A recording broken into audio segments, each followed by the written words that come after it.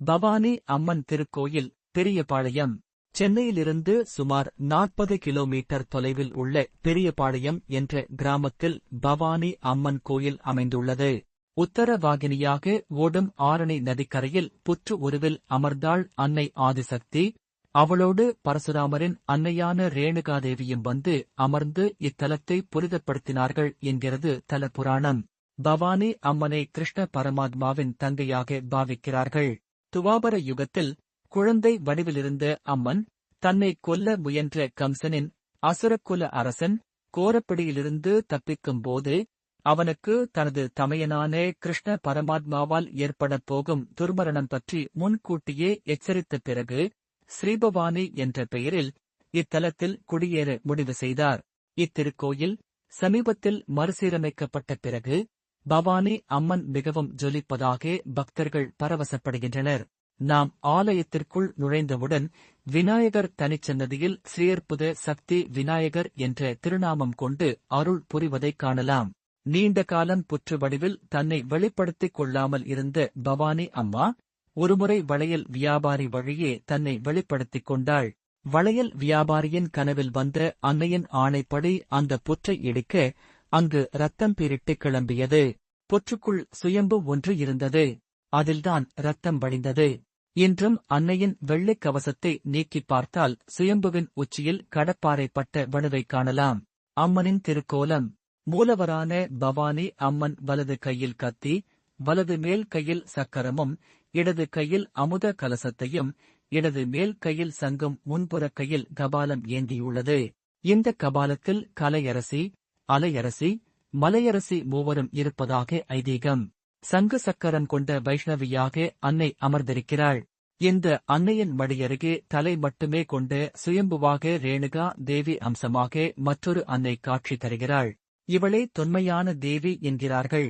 பவானியின் அருகில் கிருஷ்ணர், நாகதேவர் திருவுருவங்கள் உள்ளன. இங்கு பவானி அன்னையோடு தனித்தனி சந்நிதிகளில் கணபதி, மகா மாதங்கி, ரேணுகாதேவிக்கு அடைக்கலம் தந்த தேவி, ஸ்ரீசுப்பிரமணியர், ஸ்ரீனிவாச பெருமாள், மகாலட்சுமி, ஆஞ்சநேயர், ஸ்ரீபரசுராமர், நாகர், புற்றுக்கோயில் தேவி ஆகியவர்களையும் தரிசிக்க முடியும். மூலஸ்தானத்தை விட்டு வெளியே வந்தால் நன்கு அலங்கரிக்கப்பட்ட ஆசனத்தில் அமர்ந்து அருள் புரியும் உற்சவர் அம்மன் நம்மை வரவேற்பதைக் காணலாம். குங்குமம் மற்றும் தீர்த்தம் பிரசாதமாக வழங்கப்படுகிறது. இது மனித உடலில் பல நோய்களை குணப்படுத்தக்கூடியது.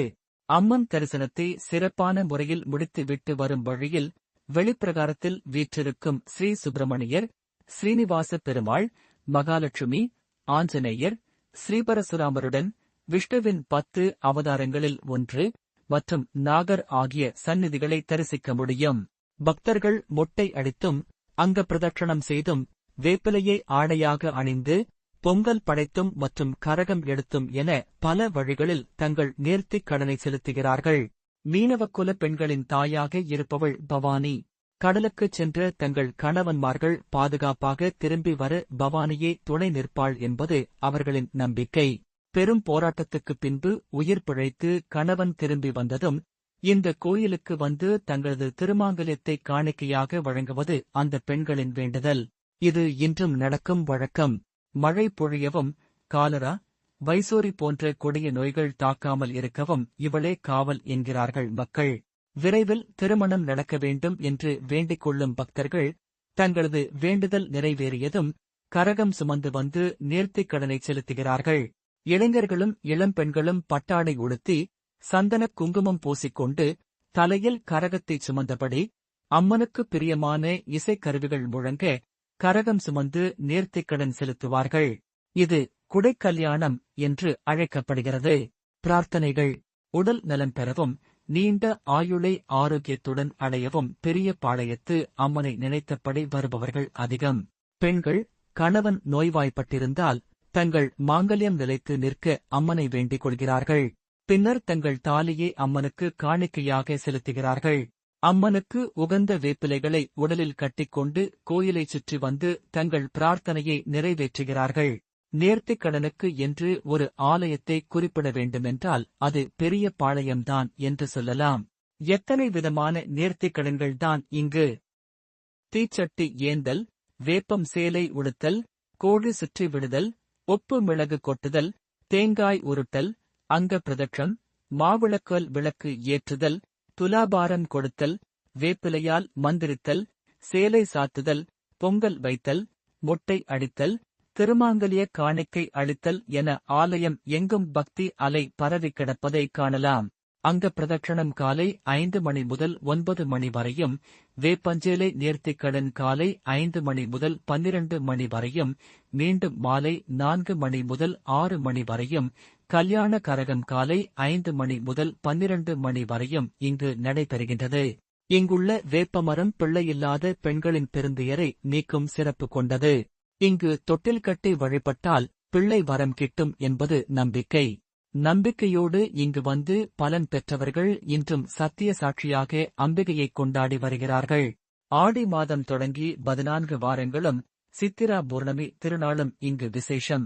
திங்கள் முதல் சனிக்கிழமை வரை காலை 5:30 முதல் 12:30 மணி வரையும், பிற்பகல் 2 முதல் இரவு 9 மணி வரையும், ஞாயிற்றுக்கிழமைகளில் காலை 5 முதல் தொடர்ந்து இரவு 9 மணி வரையும் நடை திறந்திருக்கும்.